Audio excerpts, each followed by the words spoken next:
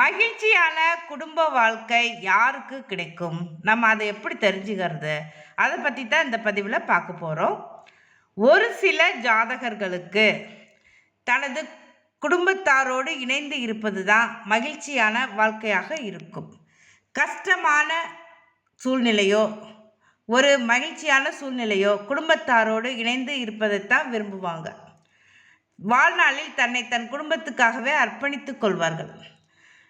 அவருக்கு எப்படி இருக்கும் ஜாதகம் அப்படின்னு பார்த்தோன்னா, லக்ன அதிபதி குடும்பஸ்தானமாகிய 2ஆம் வீட்டில் இருப்பார், அல்லது லக்னாதிபதி 2ஆம் வீட்டு அதிபதியோடு இணைந்து கேந்திர திரிகோணங்களில் இருப்பார். கேந்திர திரிகோணங்களில் இருந்துட்டா மகிழ்ச்சி அதிகமாக இருக்கும். குடும்ப வாழ்க்கையில் மகிழ்ச்சி அதிகமாக இருக்கும்.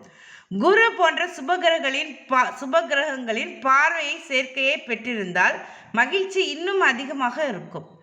ஆனால் 6, 8, 12 பாவ கிரகங்களின் சேர்க்கையவோ பெற்றிருந்தால் கொஞ்சம் என்ன சொல்கிறது, துயரம் துன்பங்கள் அதிகமாக இருக்கும். இருந்தாலும் ஜாதகர் தனது குடும்பத்தோடு இருப்பது, தனது குடும்பத்தாருக்கு அதிகமாக உழைப்பது, அந்த மாதிரி விஷயங்களில் ஈடுபடுவாங்க. கஷ்டங்கள் நஷ்டங்கள் அதிகமாக இருந்தாலும் குடும்பத்தாரோடு இணைந்து இருப்பது தான் அவருக்கு சந்தோஷமாக இருக்கும்.